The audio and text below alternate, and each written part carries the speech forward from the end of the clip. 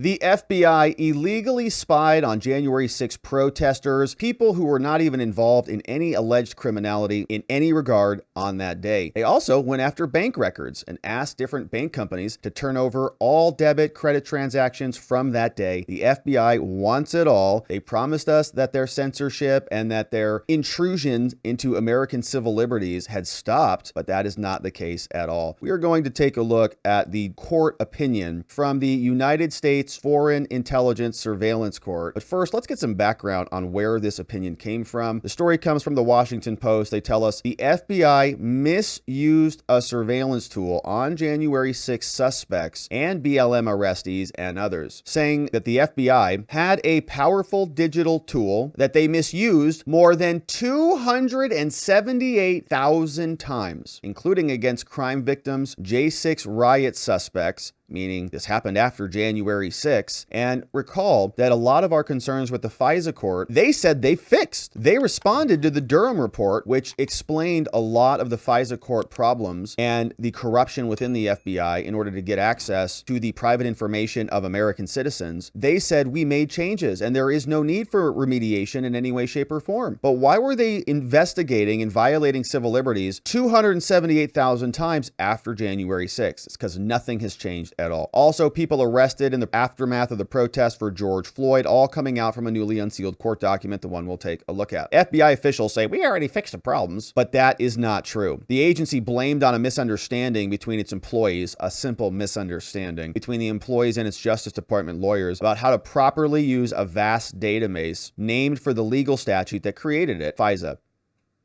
But the failures to use the database correctly when collecting information may make it harder for Congress to renew the bill and renew the law. It was built in the aftermath of September 11th, but it has been abused and used to violate civil liberties of Americans all across the country. Let's take a look at the opinion coming from the Foreign Intelligence Surveillance Court, published April 21st, filed April 21st, 2022. It is a giant memo, 127 pages long, and I want to hit some of the highlights with you. But it does tell us that this is an opinion, a memo opinion in order today that addresses the government's ex parte submission about reauthorization certificates and related procedures. In other words, the government wants more permission to keep doing these things, and the court is doing a big assessment on what the government has done. They give us some details. In addition to seeking authorization to continue the forms of acquisition, they include a new proposal, and the court is guiding them through this. This part of the opinion summarizes what the government is asking for and the procedural history. In part 2, the court finds that certifications are required in the law. Part 3 addresses different targeting procedures and minimization frameworks so we don't violate your rights and all the things. The court finds that as written, these procedures satisfy the requirements of the statute, and this is where we examine deficiencies from the FBI and how the government responds. But they say that if the FBI changes their procedures, everything's going to be perfect and valid. So it is an assessment of what the FBI is doing. Section D, the FBI querying procedures. So when the FBI says we have a bad person we want to investigate, what do? They have querying procedures. They include new provisions adopted to address a pattern of broad, suspicionless queries not likely to obtain foreign intelligence or evidence of a crime. In other words, their original procedures were bad. They allowed a pattern of broad, suspicionless queries that were not going to result in foreign information or intelligence of a crime, but they've adopted new provisions to stop that. So what was the extent of that broad, suspicionless practice? In order to evaluate those provisions, we got to understand the history and the pattern of non-compliant queries that the FBI conducted. The FISA court first approved a separate set of FBI procedures in 2019, after 2016, after all of the Trump stuff went down during the first election. Previously, the standard for these was written as follows. If the FBI wanted to go and query you, they would say, the rules would say, well, to the extent reasonably feasible, you like that language for the FBI, personnel, quote, must design queries of unminimized information to find and extract foreign information or evidence of a crime, as reasonably feasible as it might be for you. FBI officials, a lot of things are difficult for them. So complying with civil rights is going to be at the top of that list. Well, that's very hard to do. It's not really really feasible for me to go through all this warrant stuff because I might notify the other side and it's a lot of work. So rather, I can just kind of do whatever I want to do. The government represented that this querying standard was practically equivalent to the one for queries of law enforcement. It characterized the standard as having three elements. They said the standard, if you're searching for information, cannot be, quote, overly broad, whatever that means, must be designed to get foreign information or evidence of a crime. It must have an authorized purpose, not be for personal or improper reasons, and there must be a reasonable basis to expect it's going to return some evidence. But the FBI querying procedures now in effect do not expressly include these three elements. Rather, they provide that FBI queries of unminimized content must be reasonably likely to retrieve some evidence or evidence of a crime unless otherwise specifically accepted. So a whole different standard here. And under that standard, the FBI frequently violated the three-part standard articulated by the government. So there's a legal standard that has been defined, but the FBI's standard has different elements. This is the appropriate standard, can't be overly broad, must have an authorized purpose, and has to produce some evidence. The FBI set their own standard, and they said, well, it's got to be unminimized contents, must be reasonably likely to retrieve some information or evidence of a crime unless otherwise accepted. Do you see any otherwise exceptions in this standard? No, we don't. So the FBI is writing its own rules, and under its own rules, they frequently violated the three-part standard that is the law. In October 2018, the court concluded the following. Said the FBI's repeated non-compliant queries of Section 702 information precluded findings that its querying and minimization procedures satisfied the minimization procedures that were required under the Fourth Amendment. You're violating people's right to be free from invasion by the government, warrantless invasions. The court cited as a contributing factor to the FBI's non-compliance a lack of common understanding within the FBI of what it means for a search to be reasonably likely to return some evidence. A lack of common understanding. Give me a break, right? The FBI knows what they're doing. They're searching for things they know are not going to be reasonably likely to return evidence, but they just say, oh, I thought it was going to be reasonably likely to return evidence. We don't understand the standards. Yes, you people do. The court expected that a requirement to document the basis for believing that a search using a U.S. person term like the name would help ensure that the FBI personnel recalled and thoughtfully applied the standard before reviewing the unminimized contents by using the U.S. person names. So the court thought that if they required them to fill out a form before they just go and start firing off requests at the hip, that would cause them to thoughtfully apply the standards. Unfortunately, they're working with the FBI. I mean, I don't know what they're expecting. Shouldn't expect too much out of them. But that little form check didn't stop it. Eventually, after the rules were affirmed, the government revised these procedures to require the FBI to provide, quote, a written statement of facts showing, so you guys got to write a paragraph now before you just start firing off in this search tool. You have to write a written statement of facts showing that the query, the search, was reasonably likely to get evidence of a crime before retrieving information of a U.S. person, except if you had a FISA court order, which was a judge-approved order. But the primary means of implementing this requirement, okay, so now they want FBI agents to write a full paragraph showing this, a written statement. But the FBI, what did they do? The primary means of implementing this paragraph writing thing, which is hard for FBI agents to write, for the FBI personnel was to select from a preset menu of broad, categorical justifications instead of drafting a case-specific explanation of why this search meets the standard, okay? So what they have done is just created a drop-down, in other words. In a form, rather than you filling out a paragraph box, you come in here, you type, I want to search for Rob Gouveia. Rob Gouveia hosts Watching the Watchers. He's a criminal element. He's a MAGA insurrectionist. I think he's probably talking with the Russians, and he is communicating with Putin. Therefore, I need to get access to all of his bank records. All right. So you fill out a form, right? You say Rob Gouveia, and you got all these things. You got to make articulable explanations of what happened here. Very different than just having a drop down where you just come down over here and you just click this drop down button, and you click down here and the list comes down, and when they click the drop down, it says works for Putin right there, opposes Zelensky,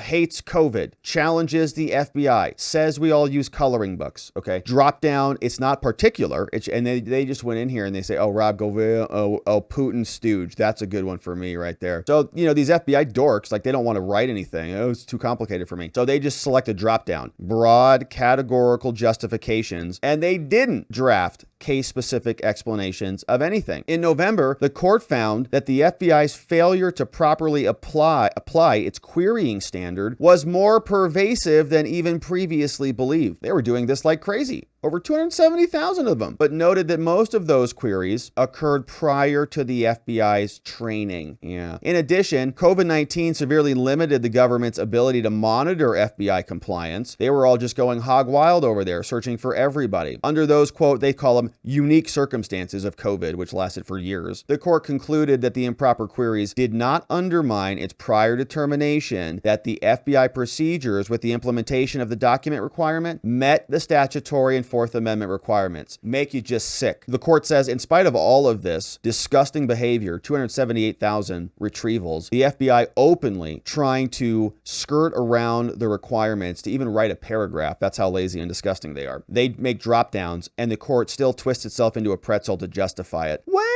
COVID was unique, you know. It was very unique. And now that they've got better training, now they've implemented their requirement, now they meet statutory requirements. However, the court twisted itself into a pretzel to make that stand, and they still screwed it up. Nevertheless, the government continued to report significant querying violations. On September 2nd, 2021, the court issued an order that questioned the effectiveness of the documentation review process. The order focused on an apparent continued lack of common understanding on how to apply the standard. They found that NSD violated the standard. The FBI sometimes, even at management level, insisted they were still proper. We didn't violate anything. This is what we do. We're the FBI. Between 2016 and early 2020, the FBI's redacted regularly queried unminimized information using identifiers of individuals listed in local police homicide reports, including victims, next of kin. Supplemental notice required incidents of raw FISA information may have violated the standard. There was no reasonable basis to believe they would return foreign intelligence or evidence of a crime. These were just FBI agents just plugging names in from police homicide reports. No basis to use this power. That is domestic police enforcement. This is for foreign intelligence. On another date, FBI ran a batch, or some person ran a batch of unminimized FISA information in June 2022 using identifiers of 133 individuals, look at this, arrested in connection with civil unrest and protests from the Summer of Love. The query was run to determine whether the FBI had any counterterrorism information of the arrestees. And you had preliminary notice of compliance, but the FBI asserted that these were reasonably likely to retrieve evidence of a crime simply because they pertained to a person who had been arrested, and that they had a reasonable basis to believe that it would return foreign intelligence because these people were protesting on American soil. Not appropriate. You can't just use this power for whatever the heck you want. The government reported further violations elsewhere. Since the court issued the violations order, the government reported significant violations after the fact. They've broke the rules and they continued to violate the law, several related to January 6. One analyst over at the FBI ran 13 queries of individuals suspected of involvement in the J6 Capitol breach. The analyst said she ran the queries to determine whether the individuals had foreign ties and indicated she had run thousands of names within the FBI in relation to the Capitol breach investigation. Did not remember why she ran 13 queries on raw FISA data. You have no permission to do that. And you just did it haphazardly outside of the requirements that the court has already standard after they had warned you guys multiple times. NSD conducted the queries, concluded they were not reasonably likely to retrieve foreign intelligence or evidence of a crime. Notice of compliance regarding the incident was provided. Another officer ran 2 queries for a person under investigation for assaulting an officer at the Capitol breach. The officer could not recall why he queried raw FISA information. Would be great if you wrote a paragraph about it, but the FBI field office participating in the query audit stated the FBI viewed the situation in general at the time of the queries as a threat to national security. Okay, well, that's not what one of those checkboxes is, but the audit says not reasonably likely to retrieve foreign intelligence. Another 360 queries done in connection with drug and gang investigations, domestic terrorism, and the Capitol breach, same excuse. 5 queries of another individual involved in the Capitol breach after being instructed to provide a full workup on the Capitol breach. It's a bunch of kids in a candy store. They're just out there. They have a tool and they're just pumping it full of names. Conducted another 3 batch queries, 23,000 separate queries, and they can't even remember what they're doing. That's why they wanted a paragraph to be written, not a drop down. And this is what your government feds are doing all the time. They're just using their data tools,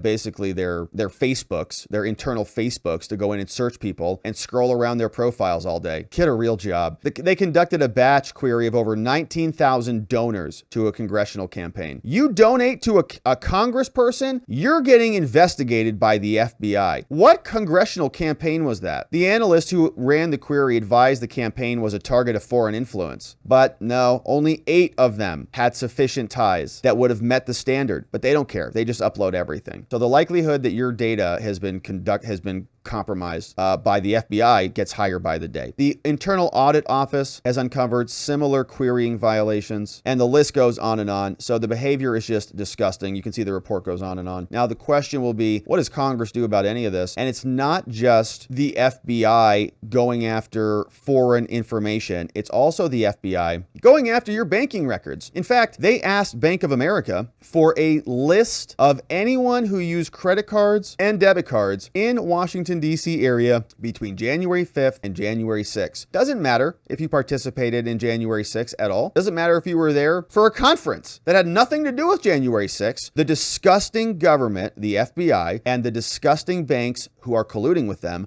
are sharing information openly, regardless of criminality in America. And I think Americans need to hear it because there are other glimpses of just how the victimization is going on and how it's victimization at scale. This is one fact that struck me. The Bank of America record, the story that Bank of America turned over the credit card transactions, whether for an aircraft or a lodging, or the purchase of a cup of coffee for everyone who decided to come to Washington, to be in Washington area, the Northern Virginia area. That's one of the things that you asked questions about. There are victims all over the place. All of the people who suffered when the FBI and the Department of Homeland Security got involved in censorship with social media platforms. Millions and millions of tweets and narratives being taken down. That is victimization at scale. By our own government. It must be resolved. And the fact that those who profess to be most concerned about victimization of people by law enforcement in this country join in the victimization of you. And I think that's the takeaway, at least for me, from this hearing. And they come out and they say, we've done a great job. We're doing an amazing job. We're protecting you. How dare you question us? We're protecting America. But the list of egregious violations from the FBI just continues on. Not only are they gobbling up your bank records, but they're also using foreign intelligence surveillance tools to spy on you, regardless of any criminality at all, in total violation of the Fourth Amendment. And our courts just allow them to get away with it. And until Congress does something about the FBI and the Department of Justice and reins this in, it's going to continue because there are no consequences for their actions. And so people like Rep. Dan Bishop and other Republicans are hopefully going to hold them to account because something needs to be done.